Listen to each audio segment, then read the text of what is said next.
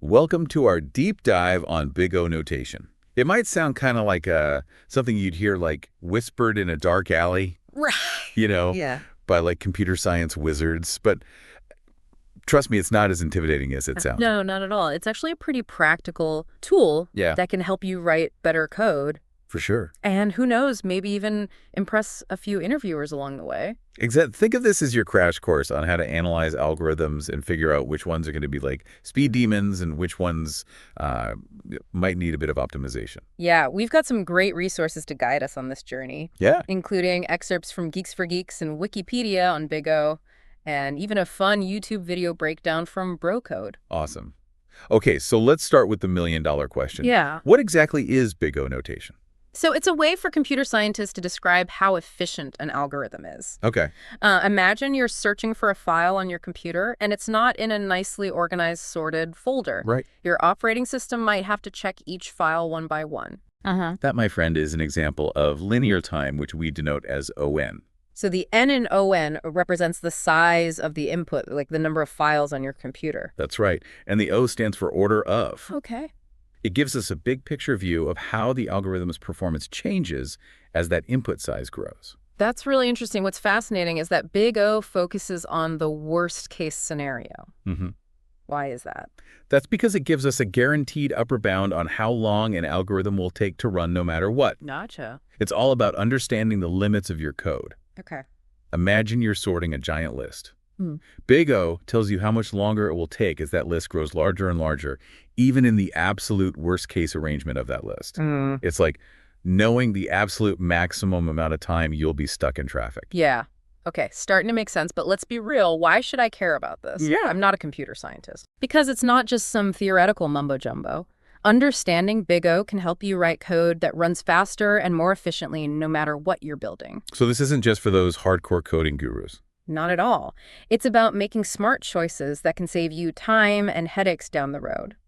Okay. Imagine you're working on a website and you need to display a list of users. Right. If you choose an algorithm that takes forever to process that list as your user base grows, your website is going to slow to a crawl. That sounds like a nightmare scenario. Exactly. Big O helps you avoid those pitfalls. Yeah. It's also incredibly valuable if you're prepping for a coding interview, showing that you understand. Big O demonstrates that you can think critically about your code's performance. So it's like a secret weapon for acing those interviews. You could say that. It's about showing that you're not just writing code that works, but code that works smartly.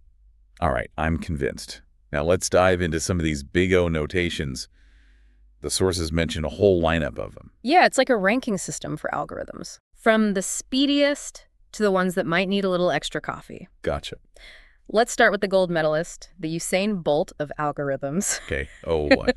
Constant time. That sounds impressive. It is. It means that no matter how large the input is, the algorithm takes the same amount of time to run. Wow. So is there a real-world example of this? Absolutely. Think about looking up a word in a physical dictionary. Okay. You flip to the right section and bam, there's your word. Right. The size of the dictionary doesn't matter Okay. because you can go directly to what you need. That's a great analogy. So even if the dictionary had 1 million words looking up, one word would take roughly the same amount of time. Precisely. It's the epitome of efficiency. Nice. Now let's move on to ON, which we touched on earlier, linear time. That was the example of searching for a file on your computer, right? Exactly. Right. Imagine you're scrolling through your social media feed and you're looking for a specific post from a friend. You might have to keep scrolling and scrolling until you find it, and the longer your friend's history is, the longer it might take. Right. That's linear time in action. Okay, that makes sense. So the time it takes increases directly with the size of the input. Right. It's a very common complexity, and it's important to be aware of it because it can sneak up on you as your data grows. All right, so we've covered the speed demons. What's next on our Big O lineup? All right, I'm ready to tackle some of the more complex Big O notations. Bring on the challenge. I admire your enthusiasm. Let's venture into the realm of logarithmic time, O log n. Remember that detective analogy we mentioned? Well, now it's time to see it in action with a real algorithm called binary search. I remember you mentioning that binary search works on sorted data. How does that play into its efficiency? It's all about eliminating possibilities. Strategically, imagine you're searching for a specific number in a phone book.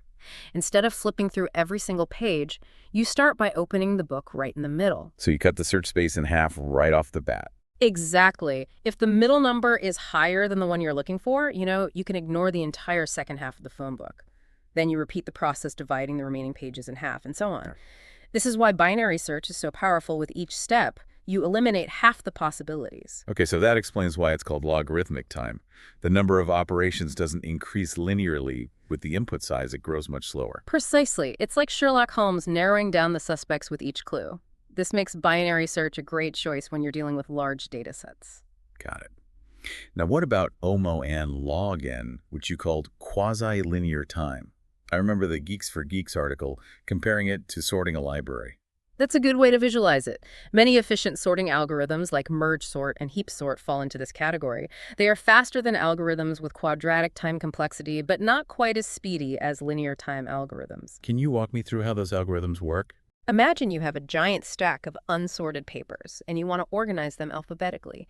Merge sort would have you divide that stack into smaller piles, sort those piles individually, and then merge those sorted piles back together. So it's like a divide and conquer strategy. Exactly. And because those dividing and merging processes often involve logarithmic time operations, we end up with that n log n complexity. It's a bit more complex than linear time, but it's still very efficient for most real-world scenarios. I'm starting to see how all these pieces fit together. What about ON2, quadratic time? That's where things start to slow down, right? Yes, quadratic time can be a bit of a bottleneck, especially as your data grows. A classic example is bubble sort. Imagine you have a deck of cards and you want to sort them by repeatedly comparing adjacent cards and swapping them if they're out of order. So you're essentially going through the deck multiple times, comparing each card to its neighbor. Right. And as the number of cards increases, the number of comparisons grows quadratically. It's a simple algorithm to understand, but it can be quite inefficient for larger data sets. I can see why. What happens when we venture into the realm of exponential time? O2n. The bro code video made it sound pretty scary. It can be. Remember the traveling salesperson problem? Trying to find the shortest route to visit multiple cities? That's a classic example of an exponential time problem. Because the number of possible routes explodes as you add more cities. Exactly. And this kind of complexity pops up in many fields, like artificial intelligence and optimization, where you have to explore a vast number of possibilities. The number of operations can grow incredibly fast, even with a relatively small increase in input size. Yikes. That's why the bro code host joked about getting expelled for using an algorithm like that. And what about factorial time, ON? That one's even more extreme. It's like trying to list out every possible order for a deck of cards. As the number of cards grows, the number of possible orders explodes at an astronomical rate. So unless I have a supercomputer and all the time in the world, I should probably avoid factorial time algorithms. That's a wise decision. Thankfully, you won't encounter them too often in practical scenarios. Now let's shift gears a bit and talk about something crucial. Space complexity. We've been so focused on time complexity, I almost forgot about the memory aspect. It's equally important. Big O notation isn't just about how long an algorithm takes. It can also describe how much memory an algorithm uses. So we can use big O to express the relationship between input size and memory usage. Absolutely. For example, let's say you have an algorithm that needs to create a copy of an entire array. The amount of memory it uses will increase directly in proportion to the size of that array. That's an example of ON space complexity. So Big O is a versatile tool for analyzing algorithms from both a time and space perspective. It's like having a multi-tool for understanding your code's performance. Both time and space efficiency are crucial for writing good scalable code. This is all incredibly insightful. I'm starting to see how understanding Big O can make a real difference in the way I approach coding. What other insights can Big O offer us? We've explored the world of Big O notation, tackled different complexities, and even dipped our toes into space complexity. But what I'm really curious about is how this knowledge, translates into real-world software development. Right. Yeah, that's where things get really exciting. Think of Big O as your compass guiding you towards building robust and efficient software. Okay, I like that analogy.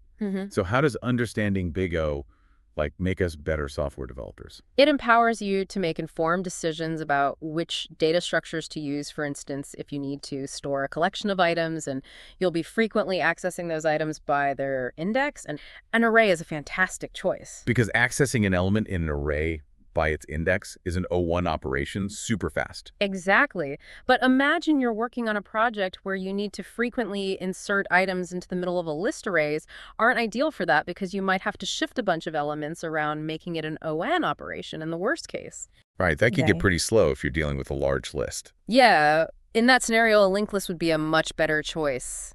Inserting an item into a linked list, as long as you have a reference to the right spot, as an O1 operation. You're just changing a few pointers, no need to move any data around. So Big O helps us choose the right tool for the job. It's like knowing when to use a screwdriver versus a hammer. Precisely. But Big O's impact goes beyond just choosing data structures. It also helps us write code that scales gracefully. Scalability, that's all about handling increasing amounts of data, right? Exactly. As your application grows and takes on more users, more data, more everything, it's crucial that your code can keep up. Even a seemingly small inefficiency can balloon into a major performance bottleneck as your data grows. So we need to be mindful of Big O, not just for today's data, but also for tomorrow's. You got it. We need to anticipate future growth and choose algorithms that will perform well even as our data scales up. It's about thinking long-term and avoiding those, oh no, our website crashed moments. I'm starting to see how crucial this is. It's like building a bridge that can handle not just a few cars, but a whole traffic jam. Exactly. And Big O becomes even more critical when you're working with large data sets or computationally intensive tasks. If you're building a search engine that needs to handle millions of queries per second, you can't afford to use a slow search algorithm. Right. That'd be like trying to find a needle in a haystack blindfolded. Precisely. You need an algorithm that can sift through that data quickly and efficiently, like a well-trained bloodhound sniffing out a scent. So Big O helps us avoid those performance pitfalls and build software that can handle the heat. It's your secret weapon for building software that's not just functional, but also fast, efficient, and ready to tackle the challenges of the real world. This has been an incredibly eye-opening deep dive. Big O is no longer this abstract concept in my mind. It's a practical tool that I can use to write better code. Yeah, I'm thrilled to hear that. As you continue on your software development journey, keep Big O in your toolkit. It will guide you towards making smart choices, building scalable systems, and becoming a more effective developer. Awesome. Thank you so much for taking us on this Big O adventure. I feel like I've gained a whole new level of understanding. You're most welcome. And remember, this is just the beginning. There's a whole universe of knowledge out there waiting to be explored, so keep that curiosity alive, keep learning, and keep coding. And to all of our listeners, we hope this deep dive has demystified Big O notation and empowered you to write more efficient and scalable code.